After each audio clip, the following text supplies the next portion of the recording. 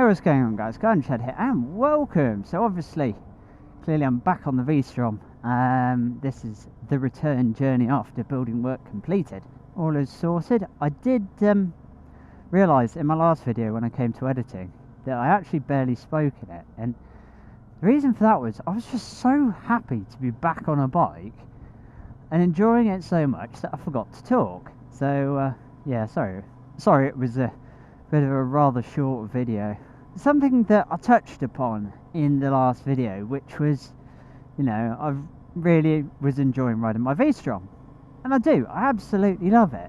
But for some reason, and I've often referred to it in the past as the V-Strom Curse, if I don't ride it for a month or so because of snow on the ground, or, you know, in this case lockdown, I get really antsy about it in terms of like, oh, I probably ought to sell it and get something else, and I get really excited about buying other bikes, and then as soon as I ride it, I'm like, no, this is the bike for me.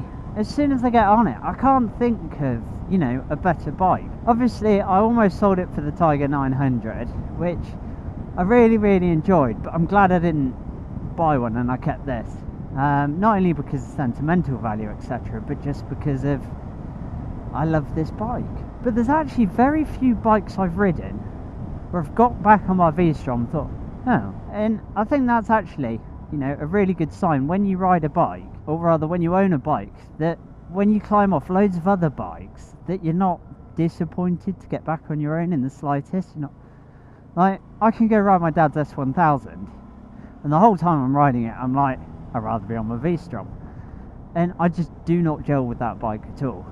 You know, I've ridden sports bikes and things like that, and I just jump back on my V-Strom, and I'm like, yeah, this is good for me. Maybe two bikes where that hasn't happened, and one of those is the Himalayan, which I got back on this. I thought, yeah, this is good, but it's not quite as fun as a Himalayan. So obviously I got a Himalayan. As I say, there's very few bikes, and I think part of it stems from the fact that, you know, the V-Strom isn't a looker. So if you sort of forget how it rides and things, like you go into your garage and you're like, it's alright.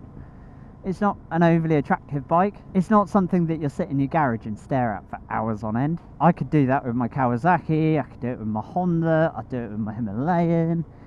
And there's just that angle and you think, yeah. And you look at the bike, you think, yeah, that's mine.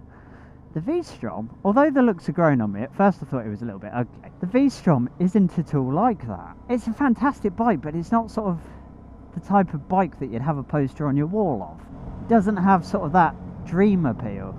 It's back to that weird feeling of following my car again. Yeah, the V-Strom's just such a nice bike to ride that you kind of just forget how good it is. I don't know. And then you jump on it again, having not ridden it for a while, and you're like, it's amazing. Or you jump from a different bike that everyone, you know, says is a really good bike. You get back on the V-Strom, you're like, oh, V-Strom.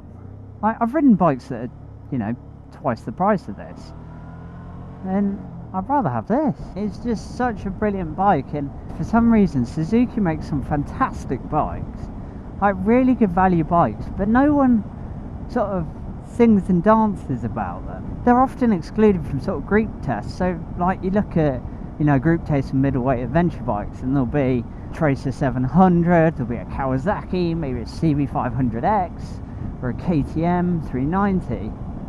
But you never see a V-Strom 650 in it. And it's the same with like the naked bike shootouts. You'll see like the Honda CB650F, you'll see the Z650 Kawasaki, and again, you won't see the SV650.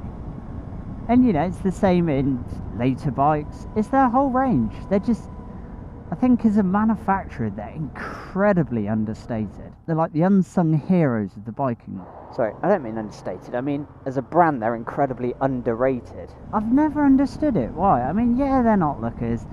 They're not full of the latest gadgetry. They're just decent, simple bikes. And I suppose that's the thing, you know, they're not.